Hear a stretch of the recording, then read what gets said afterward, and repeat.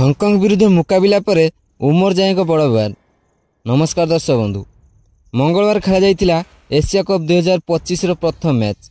यही मैच रे अफगानिस्तान एवं हंकंग आमना सामने होते। यही मैच रे अफगानिस्तान हंकंग को 94 रन एक बृहत व्यवधान परास्त करने सह यह श्रृंखल निज विजय अभियान आरंभ करिछि। मंगलवार होइतिबा मुकाबिला रे प्रथम बैटिंग कर निर्धारित 20 ओवर 188 रन एक विशाल स्कोर करथिला अफगानिस्तान। यापर 199 रन विजय लक्ष्य को डिपेंड करने जाई से हंकंग को मात्र 94 रन रे सीमित रखिथिला। अफगानिस्तान बोलर मानक शाणित बोलिंग को सामना करि न पारी हंकंग बैट्समैन माने षोल आउट हो जाइथिले एवं एही मैच रे शोचनीय भाव पराजित होइथिले। तेबे एही विजय सह अफगानिस्तान 2 पॉइंट हासिल करने सह निजर नेट रन रेट रे बहुत भल करि पारिछि। तेबे एही विजय रे अफगानिस्तान पक्षर मुख्य कर्णधार साजिथिले डाण हाथी ऑलराउंडर अजमतुल्ला उमर जाई। से 21 बॉल खेली धुआंधार 53 रन संग्रह करथिया बेले बोलिंग करी 2 ओवर रे मात्र 4 रन दे गोटे विकेट मध्ये हातेइथिले। तेबे से हासिल करथिबा 53 रन अफगानिस्तान पई एक रेकर्ड होईछि। या पूर्व एभली द्रुततम अर्धशतक अफगानिस्तान पक्षर केही मध्ये हासिल करिनथिले, जहाँ से मात्र 21 बॉल ले हासिल करथिले। तेबे निजर दमदार प्रदर्शन पई तांको एही मैच रे मैन ऑफ द मैच भाबे विवेचित मध्ये करा जायतिला। तेबे एही मैच परे उमर जाई सांबादिक सम्मेलन रे बांग्लादेश को नहीं एक बहुत बड़ बयान देइथिले। तेबे उमर जाई बांग्लादेश को नहीं देइथिबा से बयान कोन ता आमे आपण मानकु जणाइबो एही वीडियो रे। आपण मानकु जणाथिबो बांग्लादेश एवं अफगानिस्तान मध्य केउ भली राइवलरी। तेबे एथर एशिया कप रे बांग्लादेश एवं अफगानिस्तान गोटे ग्रुप रे अछंती। आउ एही दुई दल मैच मध्य भारत पाकिस्तान मैच भली अत्यंत चित्ताकर्षक होता है।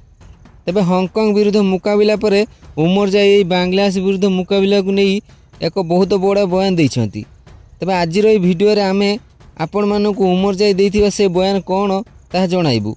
किंतु या पूर्व जदि आपण भारत पर एशियार द्वितीय बृहत दल अफगानिस्तान को भावुंट ताहले दयाकोरी वीडियो को लाइक कर दिंतु एवं अफगानिस्तान एथर एशिया कप रो फाइनल ले पहुँची पारिबो कि नहीं निजर मूल्यवान मतामत दयाकोरी कमेंट कर जणातु। तेबे आसंतु जानिबा संपूर्ण खबर। दर्शक बंधु, मंगलवार खेलाइथिबा मुकाबिला रे अफगानिस्तान पई हीरो साजिथिले उमर जाई। से तांकर दमदार प्रदर्शन रे अफगानिस्तान को विजयी कराइथिले, जहाँ पई तांकु मैन ऑफ द मैच भाव विवेचित मध्य कराइथिला। तेबे एही मैच परे से सांबादिक सम्मेलन रे बांग्लादेश विरुद्ध मैच को नहीं निजर बयान देई कहिथिले आमर परवर्ती मैच 16 तारिख दिन बांग्लादेश विरुद्ध अछि।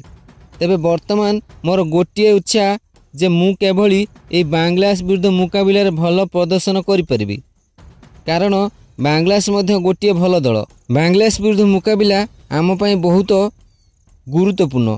एही मुकाबिला रे आमे जेभली विजयी हेबु ताहा ऊपर आमर सबु खेलाड़ी ध्यान रही।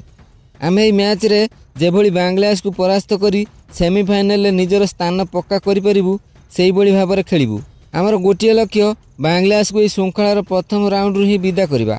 जदि आम दल बांग्लादेश को प्रथम राउंड रु विदा करि परिबो तेबे आमको बहुत खुशी मिलिबो, कारण आम दल एवं बांग्लादेश मध्य मुकाबिला सबु बेले बहुत संघर्षपूर्ण होता है।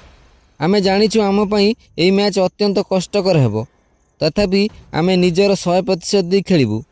बांग्लादेश जेभली श्रृंखलार प्रथम राउंड रु ऊपर को न जाई पारे ताहा ऊपर ध्यान देई आम दल खेलिबो। मु निजे ही मैच रे बांग्लादेश पई काळ साजिबी। जेमिति मु हंकंग विरुद्ध मुकाबिला रे भल खेल देखाइली सेमिति बांग्लादेश विरुद्ध मुकाबिला रे मध्य भल प्रदर्शन करी बांग्लादेश को हराइबाकू चेष्टा करिबी। तेबे दर्शक बंधु, उमर जाई को मतरे अफगानिस्तान कोन बांग्लादेश को सतरे सेही मैच रे परास्त करि परिबो? दयाकर निजर मूल्यवान मतामत कमेंट कर जणातु।